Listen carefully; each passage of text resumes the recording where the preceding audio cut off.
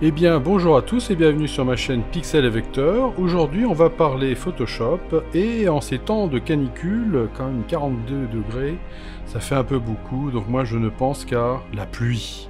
La pluie, la pluie. Et donc, comme je peux pas faire pleuvoir dehors, eh ben, je vais faire pleuvoir avec Photoshop. Ça va pas me rafraîchir, mais au moins, ça va m'éviter une frustration supplémentaire. Alors, comment nous allons faire pour faire pleuvoir? Eh bien, c'est très simple. Nous allons d'abord commencer par créer un calque par-dessus, qui va être un calque noir.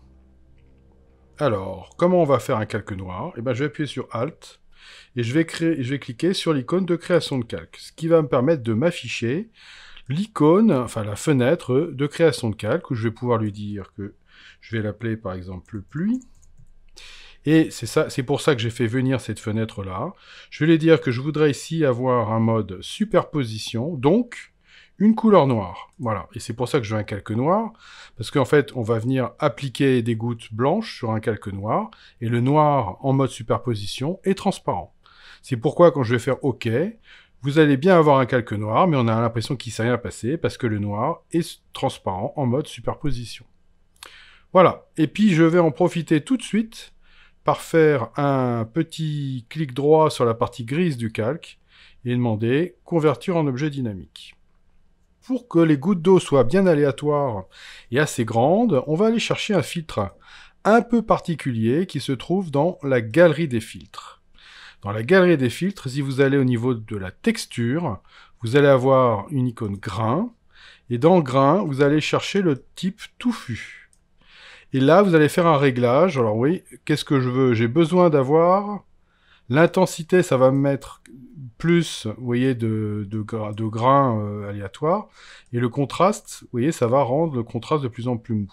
Je mets le contraste à 0 pour avoir un maximum de blanc et un maximum de contraste entre le fond blanc et les petites particules. Et en fait, on pourra faire varier l'intensité comme on veut. Là, ce qui est très bien, c'est que je peux faire n'importe quoi. Je vais me mettre par exemple à 16. On s'en fiche, on est en objet dynamique. On pourra donc revenir comme on veut sur ce réglage-là. Je vais simplement pour l'instant faire OK. Et vous voyez, on voit apparaître mes petites particules, mais c'est sur un fond blanc. Ça m'embête parce que j'aurais voulu voir l'inverse. Moi, j'aurais voulu avoir plutôt du noir avec des particules qui seraient plutôt blanches.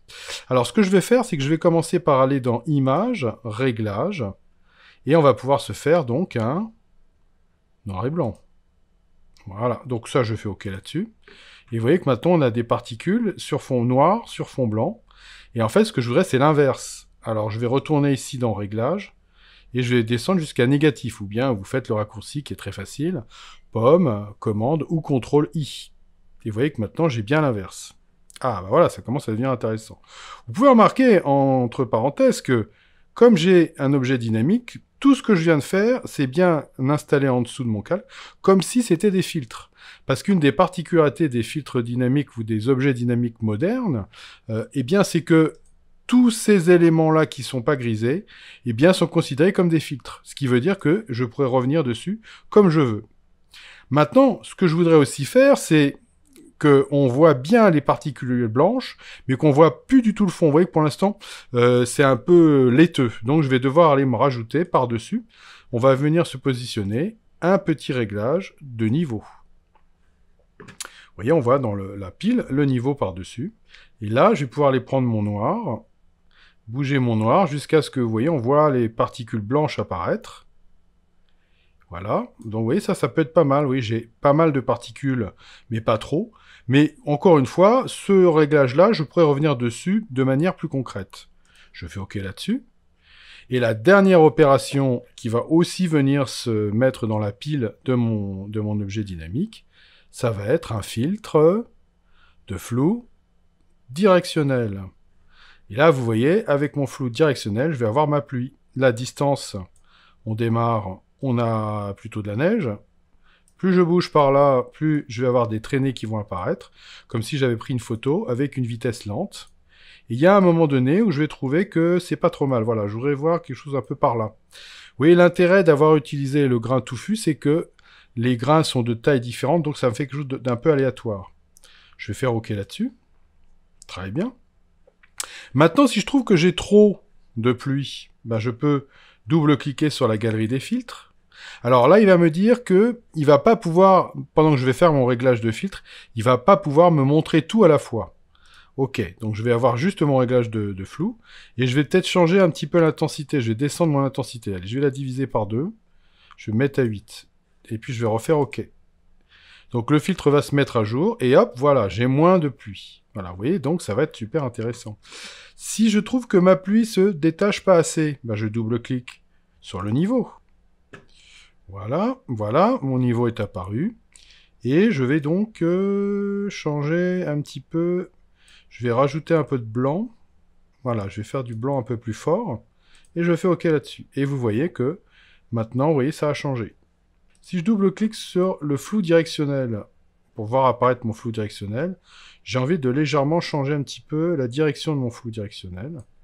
L'emmener un petit peu plus par là. Et hop, vous voyez qu'instantanément, voilà, ça s'est mis à jour. Voilà, donc vous voyez, ça commence à être beaucoup plus intéressant. Très bien, alors maintenant que j'ai ma pluie, bon, elle est peut-être un petit peu trop présente. J'ai aussi une autre manière de la rendre moins présente, c'est de revenir sur le calque de haut pluie et de changer un petit peu mon opacité pour, vous voyez, faire baisser un petit peu la présence de ma pluie, par exemple. Voilà, donc vous voyez que vous avez plein de possibilités de changer les réglages de votre pluie comme vous le voulez. En fait, ce que je vais faire maintenant, c'est quand même, il y a une petite chose qui me dérange, c'est que vous voyez, on a des points en bas en haut et en bas qui sont un petit peu trop forts. Donc ce que je vais faire, c'est que je vais faire une transformation manuelle. Menu édition, transformation manuelle ou comme CTRL T. Voilà, je vais légèrement agrandir mon image de pluie. Vous voyez, pour que, voilà, ça sorte. Voilà, les petites parties blanches sortent vraiment de l'image. Voilà, je les ai plus maintenant, c'est très bien. Parfait. Éventuellement, ce que j'ai envie de faire aussi, c'est revenir peut-être sur mon arrière-plan ou me mettre au-dessus de pluie, je sais pas. Donc je vais commencer en me mettant au-dessus et me faire un petit niveau pour changer un petit peu le contraste de mon image. Éclaircir peut-être un petit peu mon image. Ouais. Voilà, mettre un petit peu plus de blanc par là. Voilà.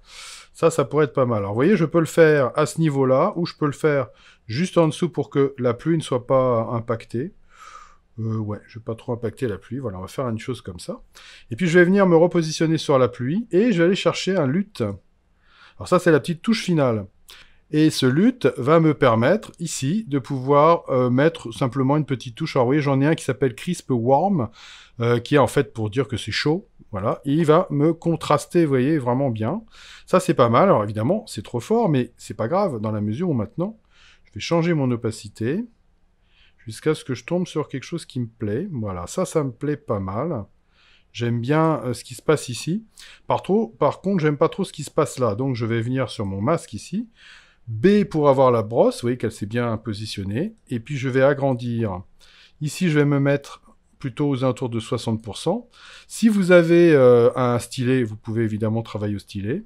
Et là, vous voyez, je vais pouvoir venir essayer d'enlever un petit peu l'effet. Voilà, de mon LUT à cet endroit-là.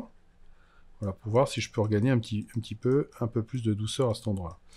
Voilà, très bien. Donc maintenant, si je regarde ce que j'ai fait, on était comme ça. Vous voyez, on est légèrement plus contrasté, un petit peu plus chaud. Voilà, j'aime bien. Et voilà, et mon image finale, maintenant, est terminée. Il pleut véritablement, il fait toujours aussi chaud. Mais au moins, je me suis vengé sur Photoshop. Ben voilà, j'espère que ce petit atelier vous a intéressé. N'hésitez pas à vous abonner si ce n'est pas le cas. Et je vous dis à bientôt pour de nouvelles aventures sur Pixel et Vecteur.